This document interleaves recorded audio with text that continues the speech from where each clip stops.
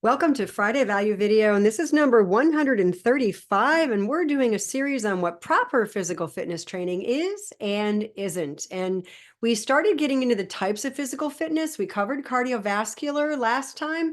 Now I'm going to cover strength, and this is probably going to take a couple of Friday Value videos because we've got a little bit to share here.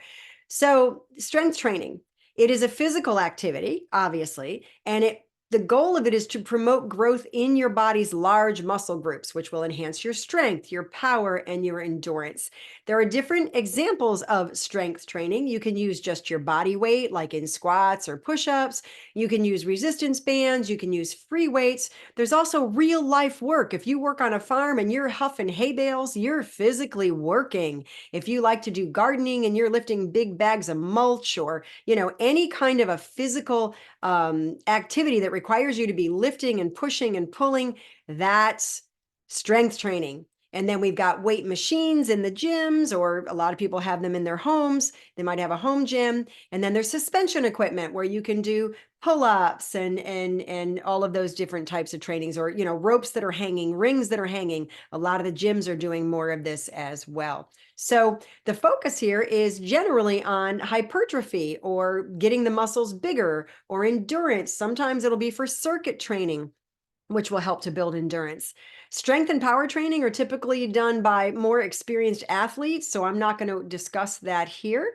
But it can be called weight training, resistance training, muscular training, or strength training, whatever, by any other name. But the goal is to put your muscles under tension to allow this neuromuscular adaptation that occurs, which stimulates the muscle to grow.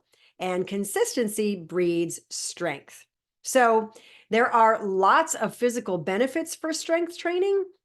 You will get stronger. It will improve the quality of your life, and your athletic performance. Obviously, lots of different ways this will improve your life. And we're going to get into some mental benefits as well. But let's move on. Increasing metabolism. Muscles are more metabolically efficient than fat mass. So you'll burn more calories at rest, up to 72 hours after strength training, because of that increased metabolic rate. Also, visceral fat. It will decrease visceral fat. That's the fat that's around your organs in your trunk area. And that really increases your risk of all kinds of diseases. The only other thing that's seen to reduce visceral fat is when you go without food. So, which would you rather do? Go without food or strength train? And so it will reduce your abdominal fat and your total body fat. And then you will look leaner. Muscle is denser than fat, so it takes less space than fat. So you may not see the scale go down if you're building muscle, but you may see your inches decrease in your body. And then as body fat decreases, muscle definition is visible to the eye, which also makes you look leaner. And then decreases risk of falls.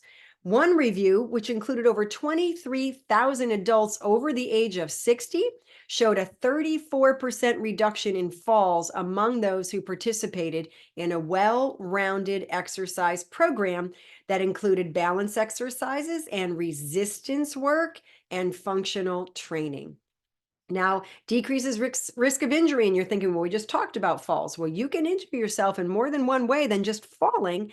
When you reinforce the strength around your major joints, your hips, your knees, your big body parts there, and your ankles, that will provide additional protection against injury.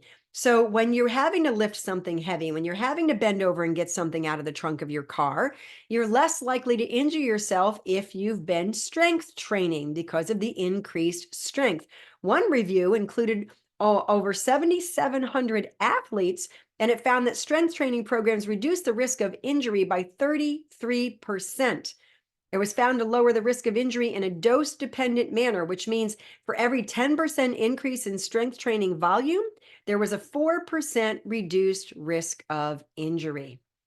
Okay, we're going to hit the other side of these in the next Friday video, so make sure that you subscribe if you're not a subscriber so you don't miss the rest of this list, and we'll see you next week.